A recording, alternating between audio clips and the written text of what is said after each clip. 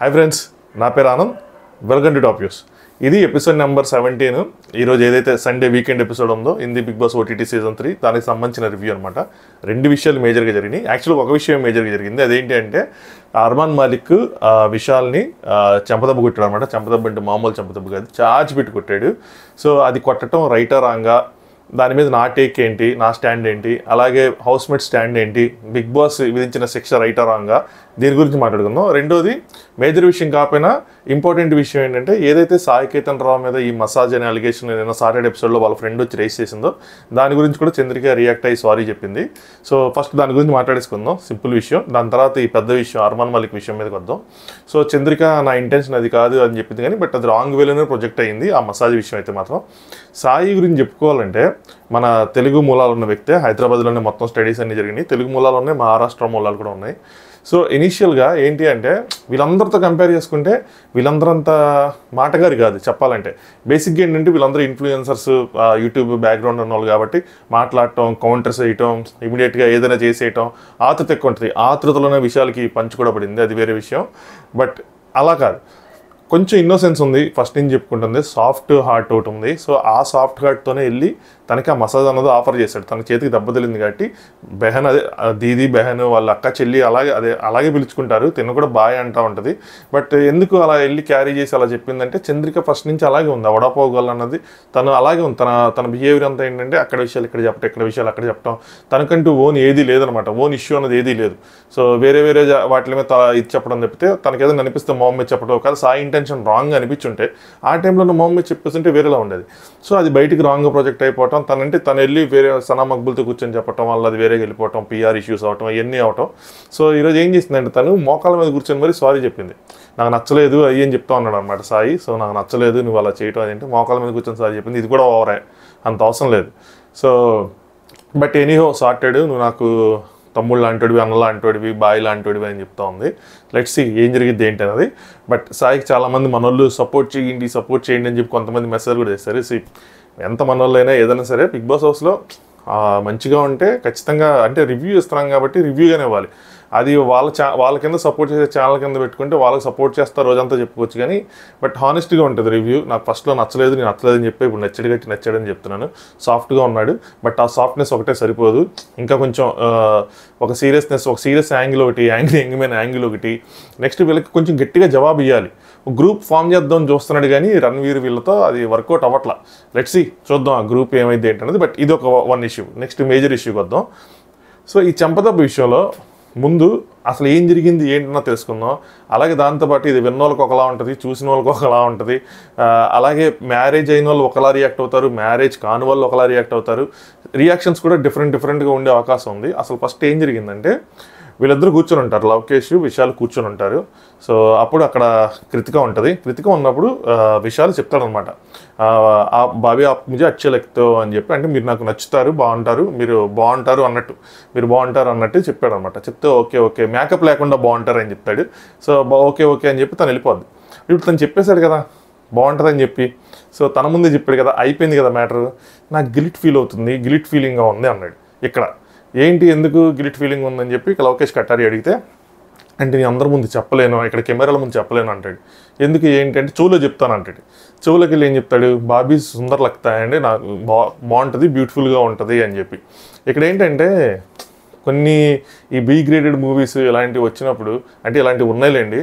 So ఈ బాబీ అనే word దానికంటూ ఉన్న అర్థాన్ని తీసేసి చెత్త అర్థంతో కొన్ని మూవీస్ అలాంటివి రావటం వల్ల ఏంటంటే మైండ్ సెట్స్ కొంతలా తయారైపోయినాయి అనమాట. ఇప్పుడు విశాల్ ఎలాంటి మైండ్ సెట్తో ఎలాంటి మీనింగ్ వచ్చేలా చెప్పాడు అన్నది అది విశాల్కి ఒక్కడికి తెలిసింది. ఈవెన్ లవకేష్ కట్టారు అది విన్నా కూడా వినంగానే ఏమంటాడే, చుప్రో ఎలా అంటో అలా ఏమనుకో అది ఇది అని చెప్పని. ఇక్కడ డౌట్ ఎలా వస్తుందంటే, నాకు గిల్ట్ ఫీలింగ్ ఉందన్న చోట డౌట్ వస్తుంది. ఆ వర్డ్ యూజ్ చేయకుండా ఉండంటే తనకు ఆల్రెడీ చెప్పాడు కాబట్టి అది 2 సార్లు చెప్పినా కూడా పెద్ద ఇదే ఉండదు. సో కానీ ఆ గిల్ట్ ఫీలింగ్ ఉందని చెప్పటం, మళ్ళీ చెవులో చెప్పటం, అక్కడ ఏమనిపిస్తుంది అంటే రాంగ్ ఇంటెన్షన్స్ ఉన్నాయనిపిస్తుంది. ఇందులో చాలామందికి ఇంకేనిపిస్తుంది అంటే పెళ్లి కాని వాళ్ళకి ఎస్పెషల్లీ ఇందులో ఏముందా ఆవిడ బాగుంది అన్నాడు అంతే కదా అనిపిస్తుంది. కానీ బట్ పెళ్ళైన వాళ్ళకి ఏంటంటే అక్కడ వాళ్ళు ఊహించుకుంటారు, ఆ సిచ్యువేషన్స్లో వాళ్ళ వైఫ్స్ని ఊహించుకుంటారు, వాళ్ళని ఊహించుకుంటారు కాబట్టి వాళ్ళకి ఏంటంటే రాంగ్ అనిపించే అవకాశం ఉంది. స్టిల్ ఇక్కడ కూడా మనం అంతా కుట్టేసే అంత సీన్ ఉందా అంటే ఇది తను తను ఆ క్లిప్ వేసి చూపించుంటే అర్మాన్ మాలిక్కి మేబీ బెనిఫిట్ ఆఫ్ డౌట్ ఇచ్చే విషయాలు అలా అనలేదేమో అని వదిలేసి ఉండేవాడు. బట్ వాళ్ళ ఫస్ట్ వైఫ్ వచ్చి చెప్పేపాటికి ఏంటంటే దాని ఇంటెన్సిటీ అనేది బాగా పెరిగిపోయింది. ఆ పెరిగిపోయిన తర్వాత అనిల్ కపూర్ కానీ బిగ్ బాస్ టీమ్ కానీ ఇంతలా ఆలోచించలేదండి, ఇంత డ్యామేజ్ అయ్యిద్దేమో అని చెప్పి. వాళ్ళు ఒకళ్ళు ఆలోచించినా కూడా వదిలేస్తారులేండి.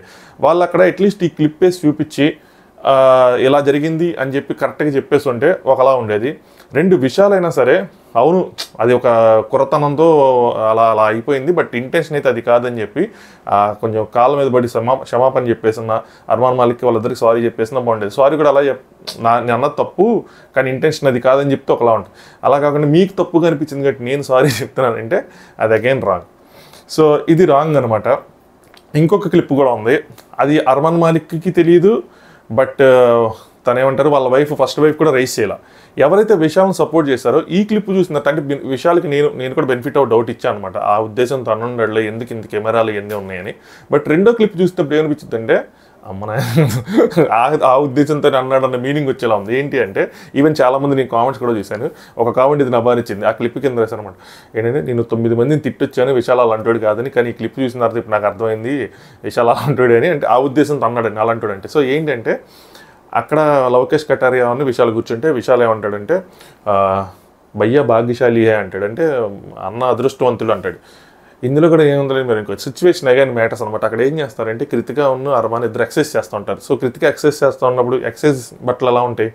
సో ఏ ఉద్దేశంతో అన్నాడు, హిప్స్ చూసి అన్నాడా, ఇంకోటి చూసి అన్నాడా, ఏ ఉద్దేశంతో అన్నాడు, ఏదన్నా సరే అక్కడ రాంగే. సో ఈ క్లిప్ ఆ క్లిప్ 2 కలిపి చూసుకుంటే ఏమైందంటే ఖచ్చితంగా రాంగ్ ఇంటెన్షన్స్ ఉన్నాయని తెలిసిపోతుంది. అలాగే ఆ విషయం విశాల్కి తెలుసు, అది ఎక్స్పోజ్ అవుతున్నప్పుడు క్లియర్ కట్గా వెళ్ళి మొత్తం ఫస్ట్ నుంచి ఇంత తిప్పుతూ ఉంటాడు అనమాట. నేను అలా అనలేదు ఇలా అనలేదు, గిల్ట్ అనే పదాన్ని పక్క తీసేసి చూడండి. ఎలా పక్క తీసేసి వస్తారు, నువ్వు అనేసిన తర్వాత దాని గురించి ఎక్స్ప్లెనేషన్ ఇచ్చుకోవటం ఎందుకు. సో ఇదైతే జరిగేది. ఇది జరిగిన తర్వాత అక్కడ డిస్కషన్స్ అన్నీ అయిన తర్వాత ఇప్పుడు ఏమైందంటే లవకేష్ కటారియాని ఈ అర్మాన్ మాలిక్ అడుగుతాడు అనమాట, నువ్వు నా ప్లేస్లో ఉంటే ఏంటి ఇదందరికీ మూలం కూడా లోకేషే, నాకు నా ప్లేస్లో ఉంటే ఇప్పుడు ఇలాగ మీ ఆవిడని కనుక ఎవరైనా అంటే నువ్వేం చేస్తావు అంటే ఏ రాప్టా దుంగా అంట. ఈ రాప్టా అంటే ఏం లేదు, ఈ రాప్టా బైరా ఏదో సినిమాలో మన తను చెప్తాడు అక్కినేని ఫ్యామిలీలో ఒక హీరో సుమంత్. సో ఇవన్నీ మన ఓల్డ్ సిటీ లాంగ్వేజ్ అనమాట. అంటే చంపదబ్బు కొడతా చాచి ఓడి పీకుతానని చెప్పి నేను కూడా ఇప్పుడు అదే చేస్తానంటాడు అర్మాన్. వాళ్ళ వైఫ్ పక్కనంటే వద్దు నువ్వు ఏం చేస్తున్నా నోటితోనే మాట్లాడని చెప్పింది. బట్ తన ఇంటెన్షన్స్ క్లియర్ తెలిసిపోతుంది, ఇప్పుడు పడిద్ది అన్నట్టే ఉంది. సో వెళ్ళాడు, వాళ్ళు ఒక వేరే గదిలో ఉన్నాడు, విశాల గదిలో కూర్చుంటే వెళ్ళాడు. నువ్వు అలా అంటావు రాంగ్, నువ్వు అసలు తప్పు, నువ్వు ఎప్పుడైనా పాదాల మీద పడి క్షమాపణలు చెప్పన్నట్టు డిస్కషన్ జరుగుతూ ఉంటుంది. నేను ఆ ఉద్దేశం తన లేదు, ఆ ఉద్దేశం తన లేదు అని అంటూ ఉంటాడు. అన్న తర్వాత వెళ్ళిపోతుంటే విశాల పిలిచి అసలు మళ్ళీ మ్యాటర్ని మళ్ళీ గెలుపుతాడు. మళ్ళీ గెలిగినప్పుడు ఏంటంటే అప్పుడు అక్కడ లవకేష్కి చెప్తాడనమాట, నేను ఏమన్నాను చెప్పు, నీ చెవులో ఏమన్నాను చెప్పు అంటే బాబీ ముజే అచ్చా లగ్తాయి. ఒక వైఫ్ కోసం ఒక హస్బెండ్ ముందే ఆల్రెడీ రాంగ్ ఇంటెన్షన్స్ ఉన్నాయి ఈ అబ్బాయికి అని చెప్పి ఆ మైండ్ సెట్లో ఉన్నప్పుడు మళ్ళీ నువ్వు బాబీ అచ్చా లగ్తా బాబీ ఆ ఎక్స్ప్లెనేషన్లోనే వెళ్ళండి. అలా 2-3 సార్లు చెప్పేవాడికి ఏంటంటే అర్మాన్కి ట్రిగ్గర్ అయిపోయి ఒకేసారి పేట్మని కొడతాడు. కొట్టంగానే ఆ అబ్బాయి అలా షాక్లో ఉండిపోతాయి. ఈ 2 క్లిప్లు ప్లస్ ఈ చంపదబ్బు క్లిప్ 3 క్లిప్లు ఇన్స్టాగ్రామ్లో ఉన్నాయి నా స్టోరీస్లో, ఫాలో అప్ అయిన పర్లేదు, జస్ట్ ఒకసారి చూడండి మీకంటే ఒక ఐడియా వస్తుంది. ఒకవేళ చూడండి వాళ్ళు ఎవరంటే పాపం యూఎస్లో వాళ్ళకి వీళ్ళందరికీ జియో సినిమా రావట్లేదంట. సో చూడండి ఐడియా వస్తుంది. ఒక 2 నిమిషాలు అలా ఉండిపోతాడు విశాల్ షాక్లో. మరి షాక్లో ఉండిపోయాడా లేదంటే ఏమి చేయలేక ఉండిపోయాడో, ఏదైనా చేస్తే మళ్ళీ తను ఎలిమినేట్ అవడేమో, నేను కూడా ఎలిమినేట్ అవుతాను ఉండిపోయాడు, కానీ అలా ఉండిపోయాడు. నాకైతే మాత్రం షాక్లో ఉండిపోయాడు అనిపించింది. సాయి బయట ఉన్నారనమాట, పరిగెత్తుకుంటూ వచ్చి సాయి వచ్చి విశాలను పట్టుకున్న తర్వాత అప్పుడు విశాల్ నువ్వు నన్ను ఎలా కొడతావు అని చెప్పి సో మీదకి వెళ్ళటం, అందరూ ఆపటం అంతా జరిగింది. సో ఇంకా అర్మాన్ ఏమో అసలు విశాలేమో మా అమ్మ నాన్న చూస్తూ ఉంటారు ఇదంతా అని చెప్పి బాధపడతా ఉంటే అర్మాన్ కూరుకుంటాడా ఏంటి, నీలాంటి అబ్బాయిని కన్నందుకు వాళ్ళు కూడా బాధపడాలి అన్నట్టు ఇంకా ఇంకా గట్టిగా ఆర్గ్యుమెంట్స్ అన్నీ జరుగుతూ ఉంటే మనోడు మైక్ తీసేసి మైక్ కూడా ఎత్తిరేస్తూ ఉంటాడు. సో ఎందుకు నువ్వు కంగారు పడకు, సనాముగ్గులు అందరూ చెప్తారు కంగారు పడకు ఆగు, వాళ్ళు చెప్పని బిగ్ బాస్ టీం డెసిషన్ చెప్తుంది ఏంటి ఎందుకు ఎలా అని చెప్పని. బిగ్ బాస్ కూడా ఏంటి వాళ్ళకి కావాల్సింది ఏంటి, బిగ్ బాస్ ఈ సమాజానికి మంచి చేయాలని ఉండదు, అంటే కొన్ని ఆస్పెక్ట్స్లో ఉండొచ్చు కానీ ఇది it's a business for them. వాళ్ళకి కావాల్సింది టీఆర్పీ, వాళ్ళకి కావాల్సింది రేటింగ్, వాళ్ళకి కావాల్సింది వ్యూవర్షిప్, అంతే కదా వ్యాపారం ఇది అని. సో బిగ్ బాస్ ఏం చేస్తాడంటే బిగ్ బాస్ డెసిషన్ తీసుకోవచ్చు కావాలని డైరెక్ట్గా, బట్ తీసుకోడు, అధికారం ఉంది అన్నీ ఉన్నాయి. ఏంటంటే పాము చావాలి కర్ర ఎరగకూడదు అన్నట్టు, తన మీదకి రాకూడదు కదా. సో ఎవరైనా రేపు పొద్దున్న క్వశ్చన్ చేస్తే ఇది మీ ఆడియన్స్ తీసుకుంటే వాళ్ళు ఇద్దరికి వదిలేశాడు అన్నమాట చాయిస్ని. చెప్తాను చూడండి, ఏం చేశాడంటే బిగ్ బాస్ ఒక 3 ప్యానల్ని లోపల పిలిచాడు. ఇద్దరు పెద్దోళ్ళని, ఇంకోటి లవకేష్. పెద్దలు ఎవరంటే దీపక్, రణవీర్ని పిలిచాడు. ఇద్దరు సీనియర్స్, లైఫ్ని చాలా చూస్తారు కాబట్టి. మూడోది లవకేష్. లవకేష్ని ఎందుకు పిలిచాడంటే లవకేష్ దగ్గర ఈ మ్యాటర్ జరిగింది కాబట్టి. సో బిగ్ బాస్ ఏం చెప్తానంటే, ఈ మ్యాటర్లో మీరు మొత్తం విన్నారు. ఒక వైఫ్ని ఒక హస్బెండ్ ముందే అలా అన్నప్పుడు బయట నుంచి వచ్చి చెప్పినప్పుడు వాళ్ళ రియాక్షన్ ఎలా ఉంటుంది ఏంటన్నది మీకు తెలుసు, చూశారు. ఇదంతా ఇప్పుడు మీ ఇద్దరు జీవితాన్ని బాగా చూశారు. ఎవరు దీపక్ను రణవీర్ జీవితాన్ని మీరు బాగా చూశారు కాబట్టి మీరు కరెక్ట్గా డెసిషన్ తీసుకోగలరు. లవకేష్ని ఎందుకు కూర్చోబెట్టానంటే, ఈ విషయం ఏ ఆస్పెక్ట్లో చెప్పారంటే, ఏ ఉద్దేశంతో చెప్పారన్నది ఇద్దరికి తెలుసు. ఒకటి అన్నోడికి, అన్నోడంటే విశాలు. రెండు విన్నోడికి అంటే లవకేష్. వీళ్ళిద్దరికీ తెలుసు. సో లవకేష్ని అందుకే నేను కూర్చోబెట్టాను. లవకేష్ నాకు ఇక్కడ బాగా నచ్చాడు చెప్పాలంటే. నాకు ఫస్ట్ టైం ఈ సీజన్లో అసలు సగం లవకేష్ వల్ల చూడటం. ఎందుకంటే నాకు లాస్ట్ సీజన్ చూస్తున్న ఫీలింగ్ వస్తుంది, మాట్లాడుతున్నా తను చెప్పే విధానం ఏదన్నా నాకు ఎలివిషన్ చూస్తున్నట్టు అనిపిస్తుంది. అందుకని కొత్తగా అనిపించట్లా. సో లవకేష్ నా బాగా నచ్చాడు. ఏం చెప్పాడంటే, ఖచ్చితంగా రాంగ్ ఇంటెన్షన్తో అన్నాడు. ఓపెన్ చెప్పేశాడు, నువ్వు నీ ఫ్రెండ్ అని డిఫెండ్ చేయకు రణవీర్ ఏని చెప్పబోతుంటే, లేదు ఇంటెన్షన్ అయితే రాంగ్ అంటే ఆ ఉద్దేశంతో అన్నాడు, రాంగ్ అని అన్నాడు, అసలు ఇందులో డౌట్ లేదంటే. బిగ్ బాస్ ఏం చెప్తాడంటే, మామూలుగా అయితే మా రూల్ ప్రకారం అయితే ఇది హింస నాట్ అలౌడ్, బట్ దీన్ని ఏమైనా స్పెషల్ కేటగిరీ స్పెషల్ స్టేటస్లో ఆంధ్ర వాళ్ళం కదా, స్పెషల్ స్టేటస్ వచ్చేస్తాం. సో స్పెషల్ కేటగిరీ కింద కన్సిడర్ చేద్దాం దీన్ని అన్నది మీరు డిసైడ్ చేయండి అంటే, ముగ్గురు కలిసి ఇంకా దీపక్ ఏం చెప్తాడంటే, తప్పైతే తప్పే కొట్టడం మాత్రం, బట్ అది జరిగిన పరిణామాలన్నీ మనం చూసాం కాబట్టి సో స్పెషల్ కేటగిరీ కింద దీన్ని కన్సిడర్ చేయాలి అన్నట్టు చెప్తారు. రణవీర్ చెప్తాడు, లవకేష్ కటారి కూడా ఒప్పుకుంటాడు దీన్ని స్పెషల్ కేటగిరీగానే కన్సిడర్ చేయాలి. సో వచ్చి హాల్లో కూర్చున్న తర్వాత అప్పుడు అనిల్ కపూర్ అందరిని అడుగుతాడు, సో మీరు జరిగింది చూశారు, ఒక హస్బెండ్ ముందే వాళ్ళ వైఫ్ని ఇలా అన్నప్పుడు సో ఏం జరిగింది ఏంటన్నది మీరు మొత్తం చూశారు కాబట్టి మీరు చెప్పండి అంటే, అందరు స్పెషల్ కేటగిరీ అన్నాడు. ఒక నైజ్ నైజ్ డిఫరెంట్ ఓహంలో ఉంటాడు అనమాట. మళ్ళీ తర్వాత అడిగితే నైజ్ అంటాడు, నా వాళ్ళంటే మరి నేను కొడతానంటే, మరి అదే కదా అక్కడ ఒకటి అడిగిందంటే నేను ఇక్కడ కొట్టను అన్నట్టు చెప్తాను అనమాట. సో తన different mind set. But Sai Ketan Rao అందరూ కూడా చేసింది అయితే దీన్ని స్పెషల్ కేటగిరీ కింద కన్సిడర్ చేయాలని. బట్ అనిల్ కపూర్ ఏం చెప్తాడంటే, ఆ స్పెషల్ కేటగిరీని కన్సిడర్ చేసి అలా వదిలేయలేము, rule break is a rule break అన్నట్టు చెప్పి సో ఈ సీజన్ మొత్తంకి అర్మాన్ని నామినేట్ చేశారు. సో ఇక్కడ డెసిషన్ ఇద్దరు చేతుల్లో పెట్టారు. ఒకటి, అతను చేసింది ప్రైమరీ లెవెల్లో మిస్టేకా కాదా అన్నది ఒకటి. సో అక్కడ ముగ్గురు ప్యానల్ మీద పెట్టి వాళ్ళ ముగ్గురు ఒప్పుకున్న తర్వాత మళ్ళీ హౌస్మేట్స్ ముందు పెట్టి సో అది తప్పే కానీ స్పెషల్ కేటగిరీ కింద కన్సిడర్ చేయొచ్చని ఒకటి. రెండోది ఆడియన్స్ చేతిలో పెట్టారు. అంటే హోల్ సీజన్ నామినేట్ చేశారు. సో ఆడియన్స్ కెన్ డిసైడ్ అనమాట. అంటే ఒకవేళ తను ఎలిమినేట్ చేయాలి, తను చేసిన తప్పే అని ఆడియన్స్ కనుక భావిస్తే ఎలిమినేట్ చేయొచ్చని. 5 నామినేట్ అయిన దాంట్లో ఖచ్చితంగా అర్మాన్ ఎలిమినేట్ అవుతాడని చెప్పగలమా? చెప్పలేం కదా. మీరు ఎవరిని ఎలిమినేట్ చేయాలి అనుకుంటున్నారంటే అందరూ అర్మాన్కి ఓటేసి అర్మాన్ ఎలిమినేట్ చేయొచ్చు. అంతేగాని మన ఓటింగ్ అంటే మీరు ఎవరిని సేవ్ చేయాలనుకున్న ఉంటుంది. సో బిగ్ బాస్ ఏంటి అంటే, తర్వాత తన మీదకి రాకుండా నేను మీ చేతులను పెట్టానని చెప్పి తప్పించుకున్నాడు. సో ఇది ఓవరాల్గా జరిగింది. ఇప్పుడు నా స్టాండ్ ఏంటని చెప్తున్నాను. నాకు కూడా కొట్టడం అన్నది బిగ్ బాస్ హౌస్లోనే కాదు, ఎక్కడైనా సరే చట్టాన్ని మన చేతిలో తీసుకోవటం కానీ, ఎస్పెషల్లీ బిగ్ బాస్ హౌస్ గురించి మాట్లాడుతున్నాం, బయట గురించి ఎందుకు కానీ కొట్టడం అయితే రాంగ్. ఎందుకంటే బిగ్ బాస్ హౌస్లోకి మనం వెళ్తే మనం అక్కడ ఉండి ఆలోచించాలి కాబట్టి మనకి ఇక్కడ సేఫ్ ఉంటుంది, మనకి ఇక్కడ సెక్యూరిటీ ఉంటుంది, మనకి ఇక్కడ అన్నీ ఉంటాయి. ఇందులో ఎవరిని కొట్టుకోరు, ఎంత వచ్చినా సరే మాట్లాడుకోవడం తప్పితే అన్న ఒక గట్సీ ఫీలింగ్తో మనం లోపలికి వెళ్తాం. అక్కడికి వెళ్ళిన తర్వాత అక్కడ మనకి సెక్యూరిటీ లేకపోతే మనం సేఫ్ కాకపోతే అంటే ఎవడన్నా వచ్చి కుట్టేస్తాడంటే కష్టం కదా. సో ఖచ్చితంగా హింస అనేది నాట్ అలౌడ్. బట్ నేను అక్కడ ఈ 2 క్లిప్లు చూసిన తర్వాత విశాల్కి ఆ దెబ్బ పడడం తప్పు కాదేమో అనిపించింది నాకు. So maybe I'm being a married guy, I don't know. But నాకు అది చాలా కరెక్ట్ అనేమో అర్మాన్ రియాక్షన్ అనిపించింది. కొట్టడం ఇంటెన్షన్ కొడతానని చెప్పాడు కానీ లోపల ఇంటెన్షన్ అయితే లేదు. మాట్లాడాడు, వెళ్ళిపోతుంటే మళ్ళీ తిని పిలిచిన తర్వాత అదే మాట 2-3 సార్లు ఆ ఎక్స్ప్లెనేషన్లోనే మీ ఆవిడ బాగుంటుంది అంటే చేయలేసిపోయింది. కొట్టిన తర్వాత కూడా తను సపోర్ట్ చేసుకున్నాడు. నాకైతే మాత్రం నా స్టాండ్ అయితే మాత్రం కొట్టడం తప్పు కాదనిపించింది. బట్ స్టిల్ ఏదైతే నామినేట్ చేశారో అది కూడా రైటే. సో కానీ ఏంటంటే ఇలాంటి వాటిల్లో డెసిషన్ అంతే స్టాండ్ చెప్పడం అంత ఈజీ కాదు. సో చాలా కాంట్రవర్సీ. ఇదే తెలుగులో అయితే ఎవరైనా పెద్ద కంటెస్టెంట్లు 2 కొట్టుకుంటే స్టాండ్ చెప్పాలంటే ఎంత భయం వేసిద్ది, ఎవరు ఎలా రియాక్ట్ అవుతారు ఏంటి అన్నది. సో ఏదైనా సరే నాకు అనిపించింది, ఇప్పుడు చెప్తాను కాబట్టి. సో నా స్టాండ్ అయితే మాత్రం అది. మీకేమనిపించిందని ఖచ్చితంగా కామెంట్ చేయండి ఈ విషయం మీద. అంటే మీరు చూస్తే మీకు ఎలా అనిపించింది చెప్పాను కదా. 2 మైండ్ సెట్లు ఉంటాయి. మేబీ పెళ్ళైన వాళ్ళకి ఒకలా అనిపిస్తుంది, పెళ్లి కాని వాళ్ళకి ఒకలా అనిపించి ఉండొచ్చు. ఆ 2 క్లిప్స్ చూసినప్పుడు ఒకలా అనిపిస్తుంది. అర్మాన్ మాలిక్ కోసం చెప్పుకోవాలనుకుంటే వాళ్ళ ఫస్ట్ వైఫ్ వచ్చి చెప్పింది కాబట్టి ఇంటెన్సిటీ ఇంకెక్కువ ఉంటుంది. ఎందుకంటే తను ఆ రాంగ్ని బయట ఎలా వెళ్ళిపోయిందో అన్న భయం ఒకటి ఉంటుంది. అంటే వాళ్ళ వైఫ్ అందరితో కొంచెం కలివిడిగా తిరుగుతూ ఉంటుంది. సో ఏంటి చెప్తా ఉన్నాను అనమాట డిస్కషన్స్లో, మా వైఫ్ అందరు తిరిగిద్ది, నీ వల్ల వాడేమో నిన్ను అలా అనుకున్నాడేమో, ఏంటి పెద్దగా వచ్చి నాతోనే మాట్లాడుతుందని చెప్పి నేను అందరితోనే మాట్లాడతాను కదా అంటాను. సో రైటే కదా. సో తన మైండ్లో 100 రన్ అవుతూ ఉంటాయి. మనం బయట నుంచి జడ్జ్ చేసినప్పుడు ఈ 2 క్లిప్లు 3 క్లిప్లు జడ్జ్ చేస్తూ ఉంటాం. తన నుంచి కూడా ఆలోచించండి. సో ఏంటి మా వైఫ్ వెళ్ళి మామూలుగా అంటే బట్టలు వేసుకోవటం కానీ లేదంటే ఇంకోటి దీనివల్ల ఏమైనా తన కోసం నెగిటివ్గా అనుకుంటున్నారా, తను అట్రాక్ట్ చేయడం వల్ల వాడు అలా అన్నాడు అని చెప్పి అనుకుంటున్నారా? బయట పిఆర్లు ఇవన్నీ ఉంటాయి కాబట్టి ఫస్ట్ వైపు వచ్చి చెప్పినప్పుడు ఆ మ్యాటర్ని ఇంకా ఇంటెన్సిటీ అనేది ఇంకా పెరిగిపోయింది. బయటకు ఆ థాట్స్ అన్ని అర్మాన్ షేర్ చేసుకోలేకపోయినా తన మైండ్లో ఇవన్నీ రన్ అవుతూ ఉండొచ్చు.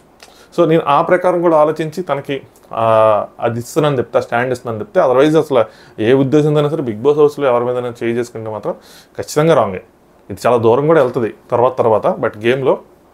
సో ఇంకోటి ఏంటంటే విశాల్ది కూడా తప్పు ఉంది. అనిల్ కపూర్ ఆ పాయల్ మాలిక్ వాళ్ళు వచ్చి ప్రియా మాలిక్ ఎవరో తను వచ్చి ఈ విషయం రేస్ చేసినప్పుడు అక్కడ చెవులు పట్టేసుకొని సారీ చెప్పేసి ఉంటే ఓకే, అది అలా ఫ్లోలో వచ్చేసింది, కొరతనం ఆపుకోలేకపోయాను, బట్ నా ఉద్దేశం మాత్రం అది కాదు, నిజమే అలా మాట్లాడుకుని ఉండాల్సింది, ఐఎమ్ సారీ బై మిస్టేక్ అని చెప్పి ఇద్దరికి సారీ చెప్పేసి ఉంటే ముగ్గురికి అక్కడే క్లోజ్ అయిపోయేది. అనవసరంగా చాలా దూరం తెచ్చుకున్నాడు అనిపించింది. సో ఇది జరిగింది అయితే మాత్రం. సో నా పాయింట్ అయితే ఇది. ఒకళ్ళ కంప్లైంట్ ఏమో ల్యాగ్ అయిపోతుంది బ్రో అని, ఒకళ్ళేమో బ్రో మీరు ఎపిసోడ్స్ చూడట్లేదేమో అని చెప్పట్లేదు. నేను కూర్చొని పాయింట్ టు పాయింట్ చెప్పగలను ఎపిసోడ్ని, బట్ అది 20 minutes అయింది. మనకు వచ్చే 2000 వీళ్ళకంటే మన వాళ్ళు ఎంతమంది చూస్తున్నారు తెలియట్లేదు కదా. ఎక్కువ మంది చూసి ఎక్కువ ఇంట్రెస్టింగ్గా ఉంటే పాయింట్ టు పాయింట్ డిస్కస్ చేసుకున్నా బాగుంటుంది, కానీ అదర్వైజ్ అంత డీప్గా వెళ్ళాల్సిన అవసరం లేదేమో. ఓవరాల్గా ఇది ఎందుకు చెప్తున్నానంటే నేనైతే చూస్తాను పాయింట్ టు పాయింట్, బట్ మన వాళ్ళకి ఒక ఐడియా ఇస్తాను. అంటే హిందీ బిగ్ బాస్లో ఏం జరుగుతుంది, వాళ్ళు 17 seasons అయిపోయినాయి కదా. సో 18 seasons అందులో 3 OTTలు అయిపోయినాయి. వాళ్ళ కాన్సెప్ట్స్ ఎలా ఉన్నాయి, వాళ్ళ కంటెస్టెంట్స్ తీరు ఎలా ఉంది, వాళ్ళ ఆడియన్స్ వ్యూ పాయింట్స్ ఎలా ఉన్నాయి. సో మనం ఇంకా 7-8లో ఉన్నాం. సో మనం గోయింగ్ ఫార్వర్డ్ మన బిగ్ బాస్ ఎలా అవ్వబోతుంది దానికి ఒక ఐడియా వస్తుందని చెప్పి చెప్పుకోవటం చెప్తే, అదర్వైజ్ ఇంకోటి కాదు. సో ఎనీవే ఇది జరిగింది. మీరు కనుక చూసింటే ఖచ్చితంగా వీడియోని లైక్ చేయండి. ఫస్ట్ ఆఫ్ ఆల్ వీడియోని లైక్ చేయండి. కొంచెం ఎవరైనా ఇంకా చూసే వాళ్ళు ఎవరికైనా ఉంటే వెళ్తుంది వీడియో. అలాగే మీకేమనిపించింది, కొట్టడం రైటా రాంగా ఈ విషయంలో ఉన్నది కామెంట్ చేయండి. అలాగే సాయి కేతన్ రావుని చూస్తే మీకు ఏమనిపిస్తుంది అన్నది కూడా కామెంట్ చేయండి. అంటే నాకు చెప్పాను కదా, ఫస్ట్లో సనా మక్బుల్తో గొడవనప్పుడు మాత్రం చాలా ఫేక్గా అనిపించింది. ఆ గొడవ అయితే మాత్రం ఏమీ లేదని వెళ్ళి గొడవ పడ్డట్టు అనిపించింది. But the way is progressing. Maybe arguments గొడవలు అలాంటి గాయ కాదేమో, సాఫ్ట్ హార్టెడ్ అని, బట్ చివరి దాకా వెళ్తాడు నాకైతే మాత్రం అనిపిస్తుంది. హిందీ ఆడియన్స్ సపోర్ట్ కూడా ఉంది తనకి. చివరి దాకా అయితే వెళ్తాడు, ఫైనల్ దాకా వెళ్తాడు. కప్ప కొడతాడా లేదా అన్నది చెప్పలేను, ఎందుకంటే ఇన్ఫ్లుయెన్సర్స్ ఉన్నారు కాబట్టి కొంచెం కష్టమే ఉంటుంది. ఓటింగ్ వన్ సైడెడ్గా ఉంటుంది మ్యాక్స్ టు మ్యాక్స్, బట్ చివరి దాకా అయితే వెళ్తాడు. Let's see. సో తన గురించి మీరు ఏమనుకుంటారని కామెంట్ చేయండి ఎవరైనా చూసేవాళ్ళంటే. అంతే, గుడ్ నైట్, టేక్ కేర్.